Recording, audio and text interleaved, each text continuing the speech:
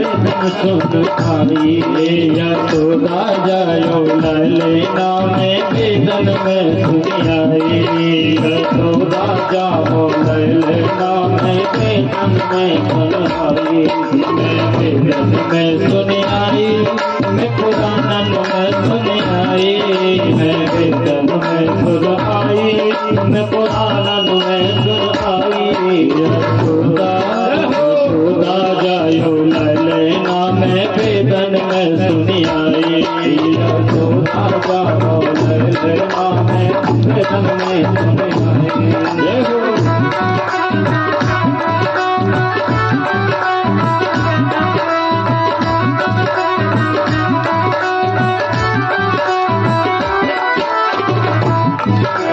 मैं गंगा में सुन आई मैं यमुना पे सुन आई मैं गंगा में सुन आई मैं यमुना में सुन आई मैं गंगा पे सुन आई मैं यमुना पे सुन आई मैं गंगा में सुन आई मैं यमुना में सुन आई यशोदा यशोदा जायो ललना में वेदन में सुन आई यशोदा जाओ ललना में वेदन में सुन आई जय हो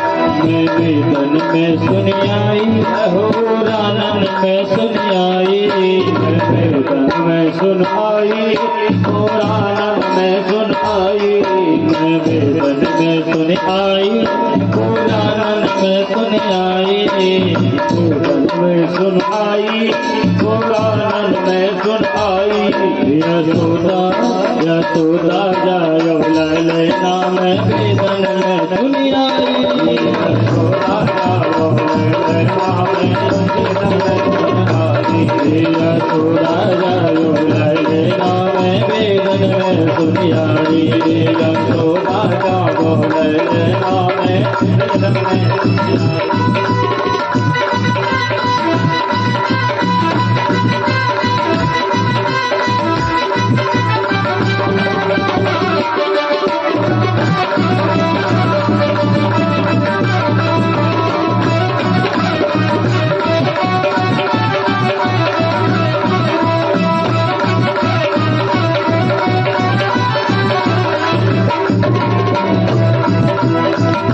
यमुना पे सुन आई सरयू पे सुन आई मैं यमुना में सुन आई सरयू में सुन आई मैं यमुना पे सुन आई मैं सरयू पे सुन आई मैं यमुना में सुन आई मैं सरयू में सुन आई यशोदा यशोदा जायो ललना में वेदन में सुन आई यशोदा जाओ ललना में वेदन में सुन आई यशोदा जायो ललना में वेदन में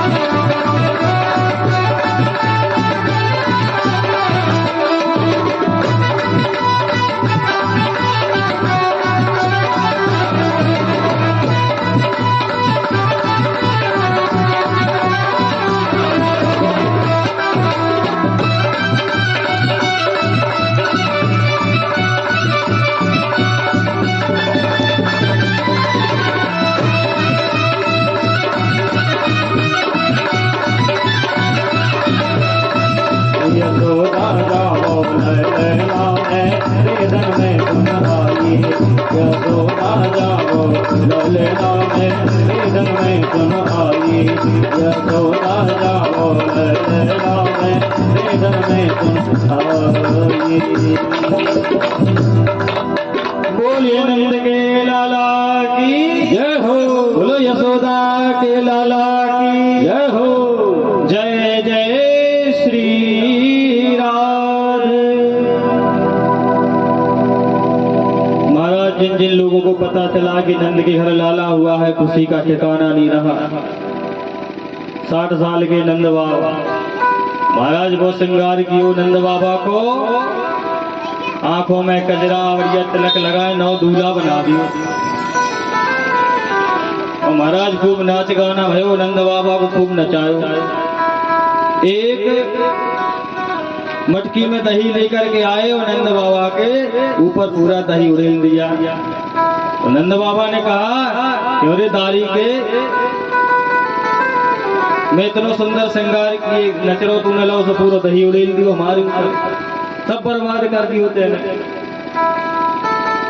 लेकिन महाराज प्रेम था प्रेम। एक बूढ़ी अम्मा आई, वो भी 80-90 साल की, मुंह में दांत नहीं, हवा निकले मुंह से। बूढ़ी अम्मा बोली का भयो, एक माखन को बोला रखो तू। जैसी अम्मा ने कहा भयो उसे फेंक के मारो, से बोला सीधो मुंह में घलू। अरे वो समझ गई समझ गई समझ गई, लाला है।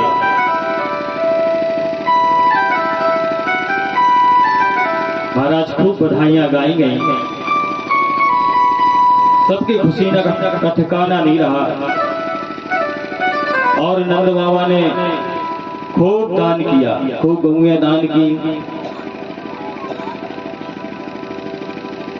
मानो भगवान श्री कृष्ण के प्रकट होने से साक्षात लक्ष्मी जी नंद बाबा के यहाँ विराजमान हुए।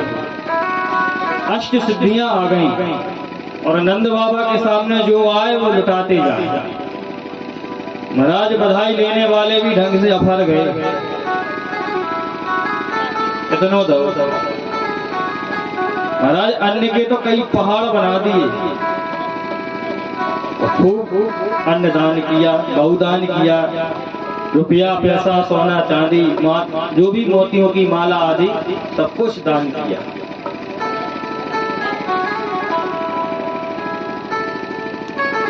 चलिए अब आगे की ओर बढ़ते हैं।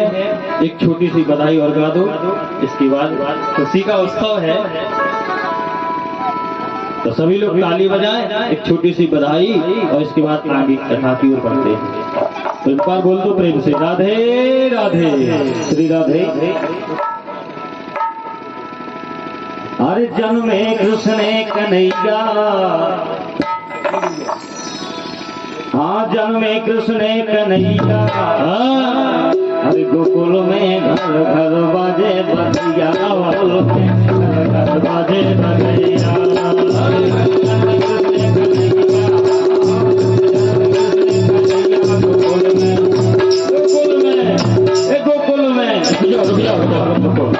ऐसे नहीं कर रहे, बारात में डीजे पे देखो कितने मब्बा भी पहलवान बन जाते। भगवान को जन्म हो तो काऊ की हिम्मत नहीं कर रही।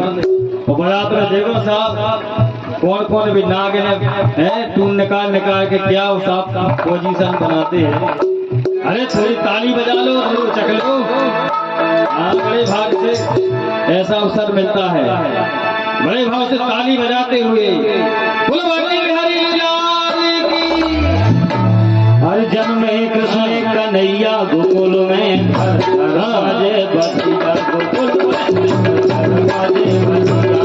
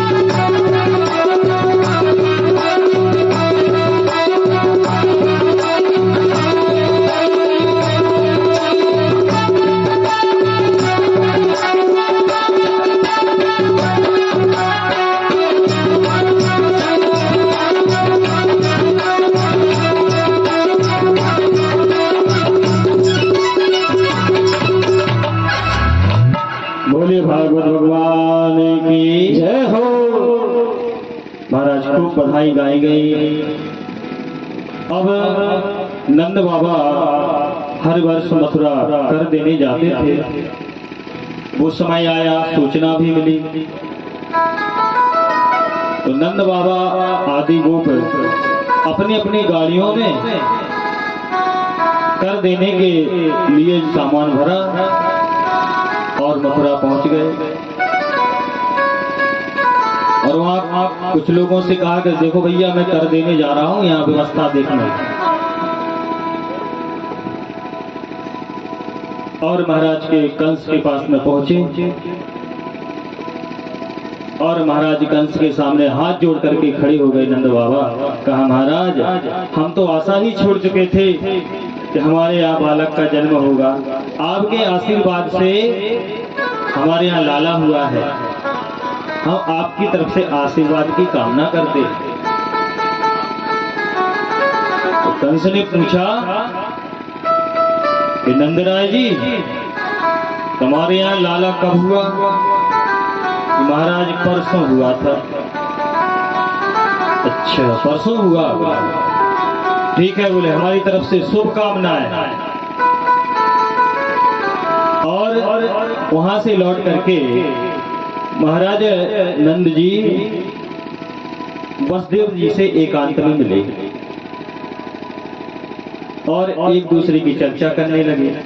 वसुदेव जी ने कहा कि नंदराय जी, अहो भाग्य कि प्रभु ने इतनी कृपा करी आपके ऊपर कि चलो कम से कम बुढ़ापे पर आपके यहाँ पुत्र का जन्म तो हुआ है।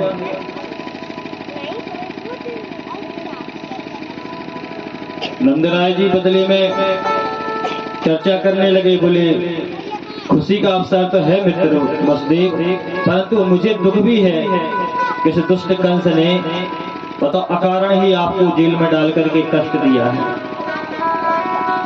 एक दूसरे की सुख दुख की चर्चा करने लगे। और सच्चा मित्र प्यारी वही होता है जो एक दूसरे के सुख और दुख में शामिल हो, उसको सच्चा मित्र कहा जाता है। और जो केवल सुख ही सुख का हो और दुख आ जाए तो किनारों काट जाए तो उसको मित्र थोड़ी कहेंगे, वो तो स्वार्थी होगा।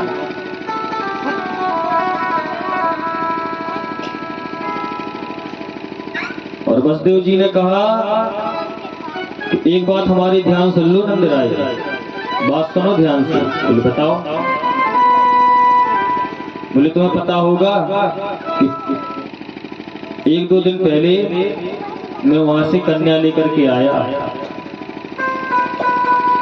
और जब इसको पता चला कंस को कि देवकी के गर्भ से 8 माह जन्म ले चुका है और ये भाग करके आया, उसने देखा ये तो कन्या है, परंतु हमको संकेत हुआ था कि लाल का पुत्र का, परंतु कंस ने मारना चाहा उस कन्या को। तो महाराज वो कन्या आकाश में उड़ गई और अष्टभुजी माँ भवानी के रूप में प्रकट होकर के हंसने लगी। अरे बोले, नीच कंस, तू मुझे क्या मारेगा? तुझे मारने वाला कहीं अन्यत्र प्रकट हो चुका है। मैं तो माया हूं, मुझे महामाया कहते हैं। महाराज जो देवी माँ का क्रोध देखा तो कंस घबरा गया। उसने उस कन्या को उसी दिन मारना चाहा और उसी दिन तुम्हारे यहाँ लाला का जन्म हुआ है, इसलिए खतरा है, तुम यहाँ रुको नहीं, फुर्ती से अपने गोकुल पहुंच जाओ, क्योंकि निश्चय ही एक कंस षड्यंत्र रचने वाला है। जो सुना सुई नंद बाबा घबरा गए और सोचने लगे, वसुदेव जी जो कहते हैं वो होता है, उनकी वाणी सिद्ध है, झूठी नहीं हो सकती। तो भगवान का नाम लेकर के चलने लगे और रास्ते भर सोचते जा रहे हैं कि वसुदेव जी ने यदि मुझे संकेत किया है तो उसमें निश्चय ही कुछ गड़बड़ है। तो उनके मन में आशंकाएं पैदा होने लगी।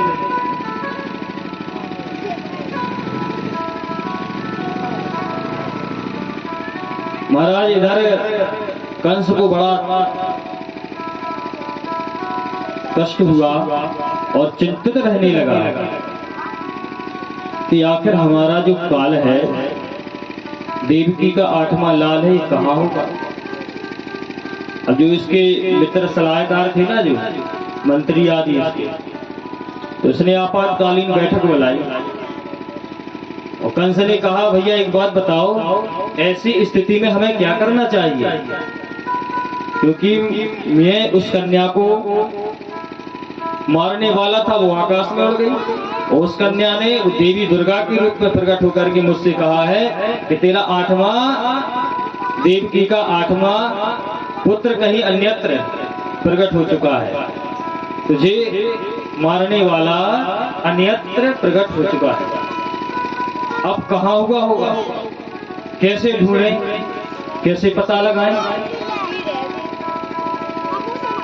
आपातकालीन बैठक हुई थी तो सबने अपने अपने मत प्रकट किए। उसमें से एक बकासुर नाम का राक्षस था। बोले महाराज सबसे सरल काम मैं बताता हूँ, हमारी सुनो। बोले बताओ। बोले हमारी बहन है पूतना, बकासुर की बहन बकी। बोले उसको बुला लो, बस तुम्हारा काम हो जाएगा। बोले वो कैसे। बोले उसको बुलाओ, वो स्वयं बता दी कि वो क्या करेगी।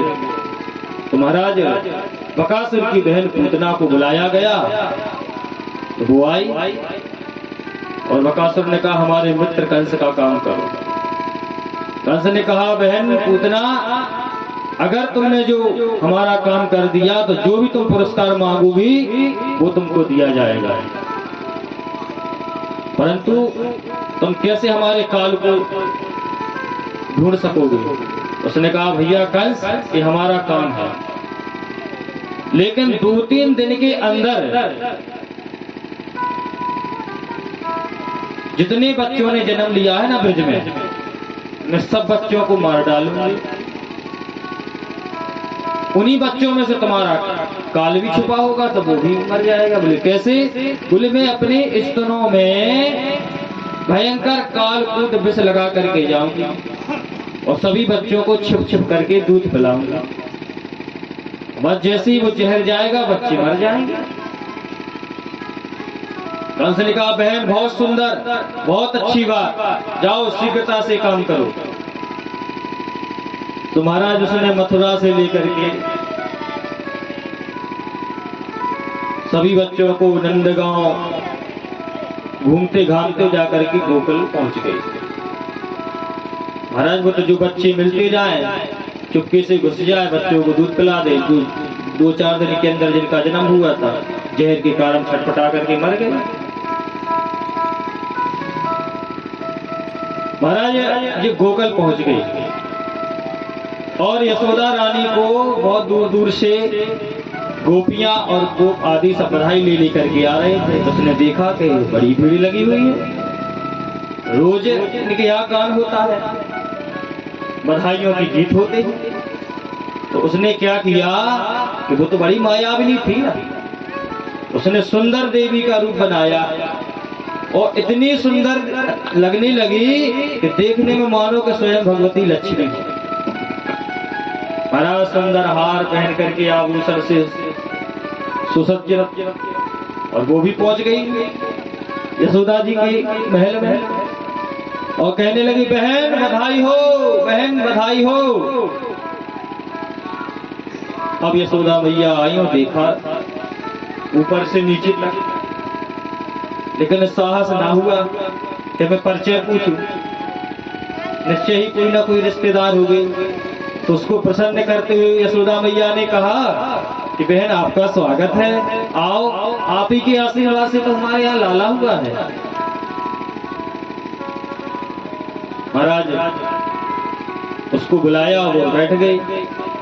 यशोदा मैया अपने काम में लग गई, बधाई गाने वाले अपने चले गए, जो माताएं अपने ढोलकी से जो गाना बजाना करती थी वो भी चली गई। अभी बैठी, अभी तो मौका ही देख रही थी कब हमें मौका मिले।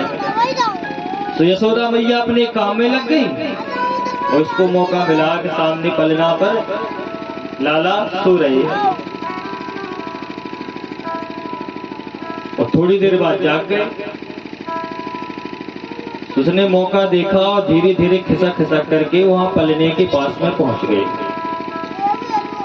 और जो प्रभु ने पूतना को देखा तिरछी नजर से तुरंत नेत्र बंद कर लिए।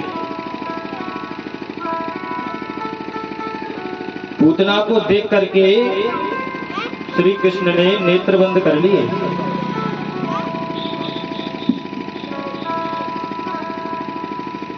अब इस नेत्र बंद पर कई विद्वानों ने कई तरह के मत बताए। बोले पूतना को देख करके लाला ने नेत्र बंद क्यों किए? तो एक महात्मा बोले इसलिए नेत्र बंद किए कि बताइए हमारा जन्म हुआ, माखन मिश्री तो खाया नहीं, पहले जहर पीना पड़ रहा है। और जहर पीना हमारा काम नहीं है, किसका काम है? भोले बाबा का। वे ही कालकूट की मशक झेल सकते हैं। तो महात्मा जी ने कहा भैया मानो नेत्र बंद करके भोले बाबा को याद कर रहे हैं। दूसरे महात्मा जी ने कहा भैया तो हम भी प्रमाण देते हैं। बोले बोलिए। बोले भगवान ने नेत्र इसलिए बंद किए कि मानो सोच रहे हैं कि बताओ श्री राम रूप में हमारा अवतार हुआ तो सबसे पहले हमें देवी जी का ही वध करना पड़ा, और इस कृष्ण अवतार में देवी जी से फिर से शुरुआत करनी पड़ रही है। भगवान श्री राम ने पहले तारका को ही तो मारा, अब मुझे कृष्ण रूप में आकर के अब पूतना से शुरुआत, मानो ये विचार कर रहे हैं। तीसरे महात्मा जी ने कहा सुनो। बोले हाँ। बोले तीसरे महात्मा ने कहा बोले भगवान ने नेत्र इसलिए बंद करे कि भगवान के सामने पाखंड टिकता नहीं है। जो इस सज धज के आई है रूप बना करके, इसका असली रूप नहीं है, ये तो माया से बना करके आई। और कहीं यदि भगवान ने देख लिया तो उसकी माया नष्ट हो गई। पूतना अविद्या है, वो अविद्या भगवान के सामने टिकती नहीं, इसलिए भगवान ने नेत्र बंद किए। तरह तरह से महापुरुषों ने अपने अपने विचार बताए। महाराज उसने धीरे जाकर के लाला को उठा लिया पलना में से और अपने गोदी में लटाया और अपना स्तनपान कराने लगे। स्तनपान करने लगे मेरे प्रभु, और स्तनपान करते गए धीरे धीरे धीरे धीरे से उसको उसके प्राण खींचने लगे प्रभु। और जब उसका दम घुटने लगा तो उसने छुड़ाने का प्रयास किया, परंतु प्रभु जिसको पकड़ लेते वो छोड़ते ही नहीं। महाराज बहुत प्रयास किया और जब उसके प्राण निकलने लगे तो छटपटाने लगी, वो खड़ी हुई देखे ना और जोर जोर से चिल्लाने लगी, अरे बचाओ बचाओ, छोड़ो छोड़ो लाला छोड़ो। और महाराज जो सुंदर रूप में थी वो तुरंत भयंकर राक्षसी के रूप में परिवर्तित हो गई और भागती हुई नजर आई